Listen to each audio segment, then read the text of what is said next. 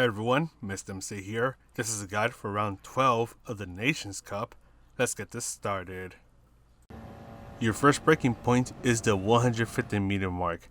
You'll be braking hard for a while, turn in when the curb on the right ends, and you want to slowly start to ease off of the brakes. Don't go too far to the inside, wait until the curb on the left ends, and then you can start to fully accelerate. Stay on 4th gear for extra stability. Brake in between the 100 and the 50 meter mark, brake hard for a moment, slowly ease off of the brakes. Make use of this curb on the right, and be nice and gentle with your throttle input. If you need to, you can lift off the throttle of this turn to maintain a bit more stability. When this new sector starts, you want to start to brake. Just bring yourself all the way to the inside of the turn, get the car pointing where you want to go, and then fully accelerate. You can open up a little bit for this turn just to get a nice smooth turn, and when you start to go downhill, start to ease off of the throttle, then use a little bit of braking, and you can use some braking and some throttle at the same time to maintain stability. Make use of the curbs and just try to be very gentle with your inputs. Try to avoid the car from sliding too much, and then fully accelerate your way out of these turns. Then just bring yourself to the left side of the track, brake before you reach the 50 meter mark. Bring yourself as close as you can to the curves without getting too much onto them. Stay on 5th gear and gradually accelerate. Brake when this curb on the left ends. You'll be using a very quick burst of braking, then use a little bit of throttle to try to maintain stability on the car. Then do some throttle control, just trying to make sure that the car doesn't want to spin out or do anything crazy. Then brake before you reach the 50 meter mark. You can stay on 5th gear for stability or go down to 4th gear for a bit more power as you exit this final turn. But that is all for the lap guide. We'll go ahead and quickly talk about the strategies.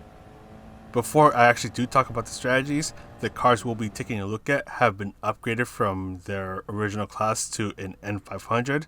So what you want to do is go to Home, Garage, select the car that you want to use, and you'll need to go to car settings to make sure you upgrade its power to the N500 category.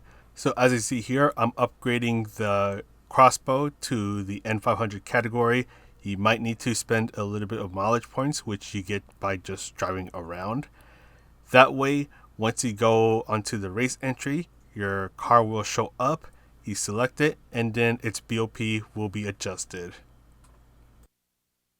So because we are a bit short on time, we're just going to quickly go through the qualifying and race strategies. So for the qualifying strategy, you have 10 minutes to try to get a good qualifying time. So this will equate to about 5 flying laps. So you have plenty of chances to try to get that good qualifying time. And if you're like me, you're going to need those 5 chances, as it's not going to be easy to try to get that really good qualifying time. Basically, your goals are to try to get a really clean lap. So just trying to make as little mistakes as possible and trying not to get any shortcut penalties, as I ended up getting quite a few during this qualifying session, so a number of my laps were invalidated.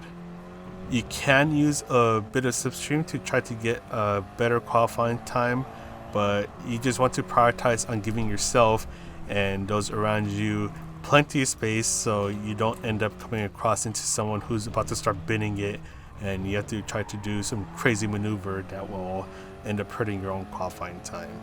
So we're pretty much done with the qualifying strategy. Once again, you have plenty of time to try to get 5 laps in. And with the race strategy, the go-to car is going to be the KTM Crossbow. Just make sure that you upgrade it to N500 so you can see the car when you select it for the nation's race.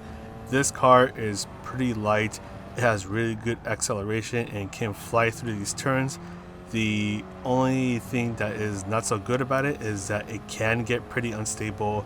You have to be extremely careful when you go through those parts of the track, as making it just even a little bit unstable can get the car to completely bin it, spin out, hit the wall, and it's going to end up costing you your race. So as I mentioned in the lap guide video, you can do a little bit of throttle and braking input just to try to keep the car nice and stable. Then just control your throttle input as you're exiting the turn, just to make sure that the car doesn't want to spin out of control or anything like that. So let's say that you're not all about that KTM X-Bow, you don't want to be fighting the car too much. Is there another car that can actually try to stay stable without requiring too much effort? The answer is yes, but the only thing is that it's quite a bit slower than the X-Bow, and the answer to that is the Toyota SFR racing concept. So the main problem with the SFR racing concept is that it's slow, so you're going to be running 1 to 2 seconds a lap slower than the KTM X-Bow, but it is a heck of a lot more stable than the KTM X-Bow. You still have to use some braking and throttle input when you go through the chicanes and the downhill S's, but it's not going to be as big of a problem as it is with the X-Bow. But at least the good thing is that it's a lot harder to get this car to get unstable and spin out of control, just because you're going through a couple of downhill S's or chicanes. So once again, the SFR racing concept is slower than the KTM X-Bow, but it is a much safer bet to go with. So if you're going to do this race and you don't like how the KTM X-Bow handles, take a look at the SFR racing concept. And because the tire wear and the fuel multipliers are so low, you don't have to worry about that stuff at all. It is a no-stop race. You just have to try to go as fast as you can while trying to make sure that you don't end up binning it. But that's all for this guide. I'm going to go ahead and sign off now. So this is Mr. MCA wishing you a good race, and I'll see you in the next video.